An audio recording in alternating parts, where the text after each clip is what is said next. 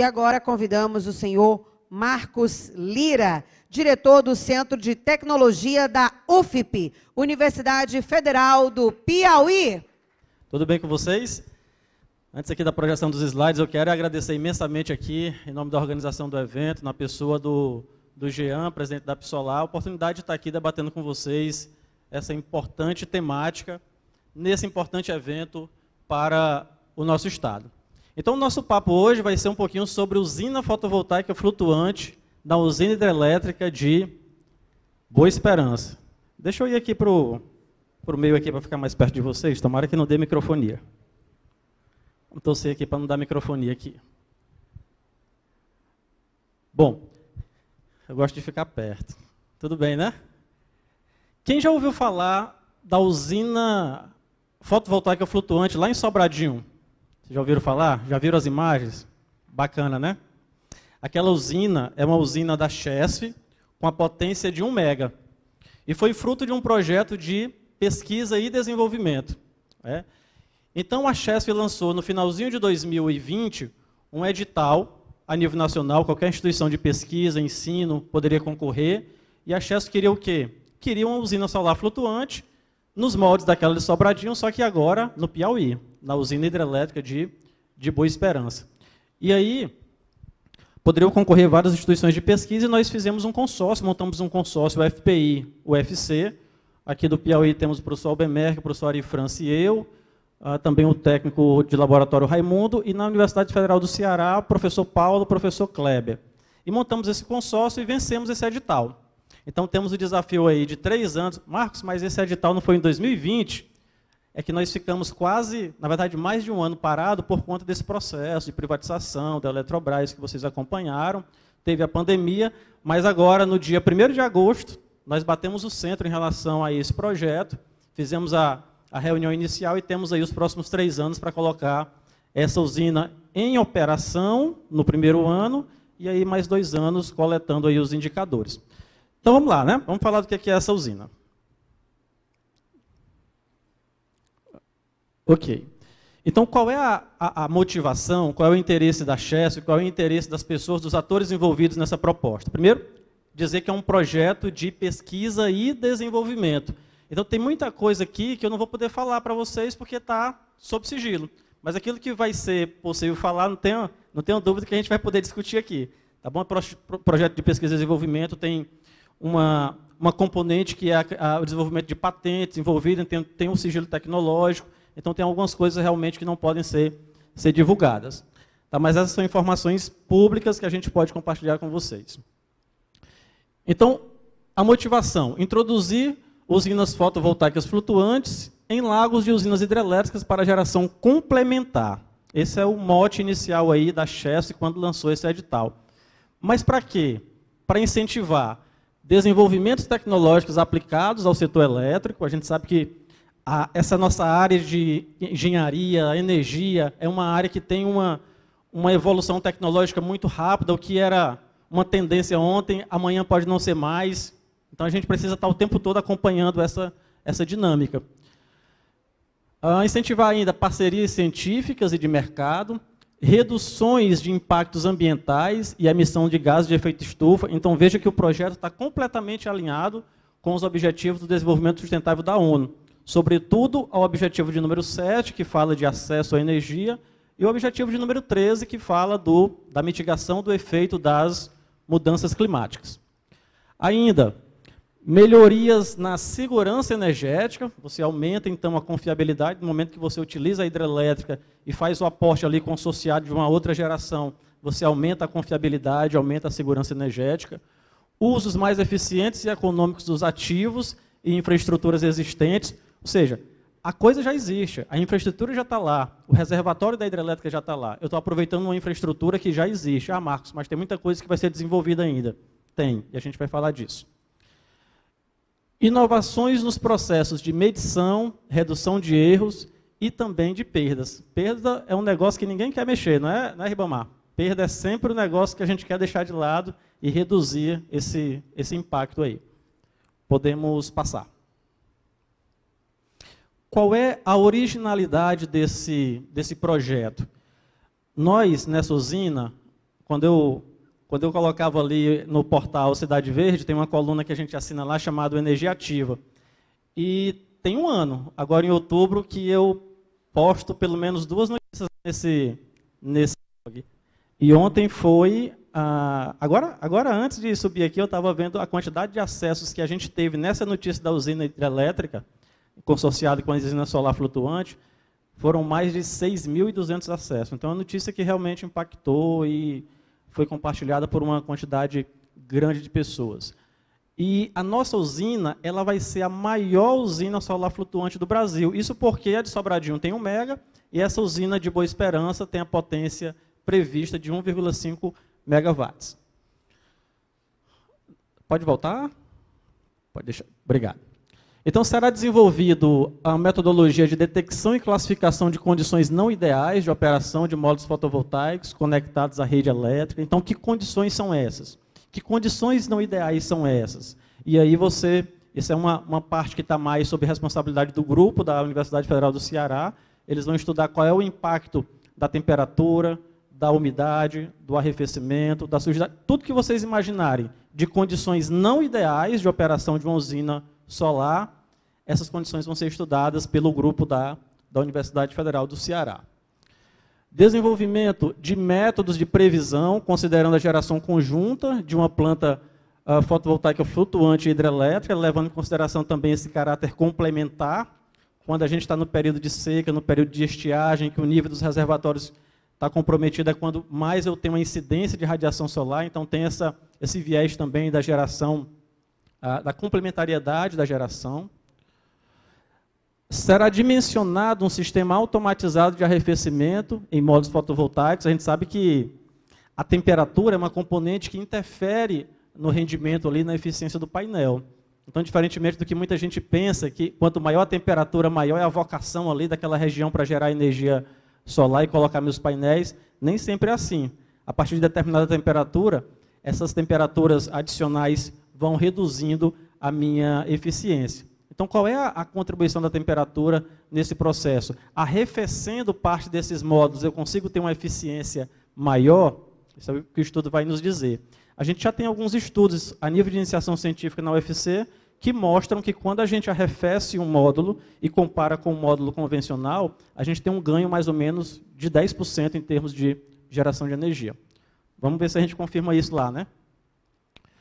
Vai ser desenvolvido um programa de manutenção preventiva com o uso de drones, então a gente vai fazer um programa de capacitação de manutenção preventiva com inspeção térmica a partir das imagens aéreas com drones, importante para identificar os hotspots da instalação. Consequentemente, a gente vai quantificar o impacto da energia gerada pela usina solar fotovoltaica flutuante na mitigação dos efeitos das mudanças climáticas.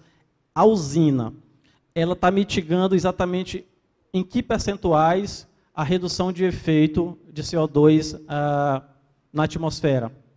Em termos quantitativos, qual é o impacto disso, qual é a contribuição disso em termos de mitigação dos efeitos das mudanças climáticas. Determinação de metodologia para cálculo de energia incidente, embarramento de corrente contínua das usinas, isso é uma parte mais do professor Ari Franz, que pesquisa nessa área aí, é a praia dele, que trabalha com qualidade de energia. Podemos passar. Vamos para a metodologia. Pronto. Sucintamente, como é que vai se dar essa metodologia ao longo desses 3 anos, né?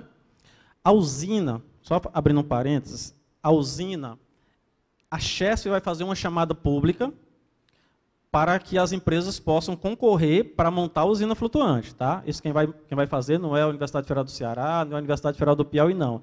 Nós vamos acompanhar o projeto desde o projeto básico até os termos de referência, para ter certeza que nada vai dar errado, que a coisa foi executada de acordo com o termo de referência, mas a execução da usina vai ser via um processo de licitação, a chamada da Chesf. Tá? Então, essa instalação ela tem 1 ano para acontecer. Então, ao final de 1 ano, a gente está em agosto de 2023, essa usina é para estar em operação. E aí, os 2 anos seguintes, a gente, então, analisar aí os indicadores de qualidade, geração, a característica ambiental, tem uma componente social, turística também, que eu vou falar mais adiante, Ok? Então, essa usina fotovoltaica flutuante, a ser implantada lá em Boa Esperança, terá sua conexão com a infraestrutura existente e sua instalação será no reservatório de forma a não ocupar a área terrestre, que aí você já tem uma certa vantagem também. Você não vai precisar desapropriar nada, não precisa devastar área nenhuma. Com isso, você tem um primeiro impacto direto, que é você reduzir a evaporação da água. E aqui no semiárido piauiense, a gente sabe que essa é uma componente muito forte, a evaporação da água nos aquíferos. Então, quando você cobre ali parte desse espelho d'água com placas solares, você então vai também contribuir para a redução dessa evaporação. Vai ser realizado um estudo comparativo entre a usina fotovoltaica flutuante e uma usina fotovoltaica em terra. Eu explico. A gente vai ter uma potência na água, em termos de placa, de 1,5 mega. 1% dessa potência vai estar na margem do reservatório, em solo, ou seja, 15 kW. A ideia é comparar exatamente em termos de geração, como é que é o comportamento da usina flutuante em relação à usina em solo, claro, respeitadas as devidas proporções. Então, esse estudo vai ser feito, né, e ver se aquilo que estava previsto no projeto, de fato, aconteceu.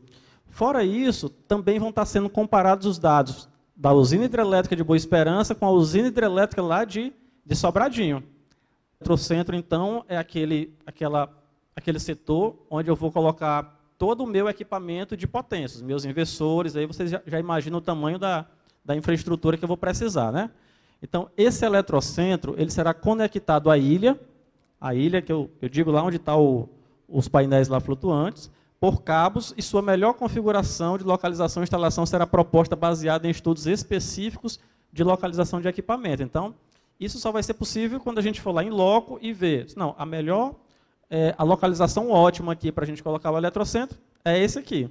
E, claro, a gente precisa levar em consideração a infraestrutura de instalação que a gente já tem lá.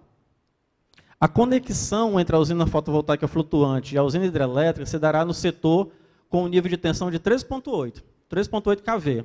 Tá? Essa é a conexão. E com suportabilidade para potência a ser dimensionada de até 1,5 megawatts de potência. Qual é a potência da hidrelétrica de Boa Esperança, hein? Questão da prova daqui a pouco. Qual é a potência?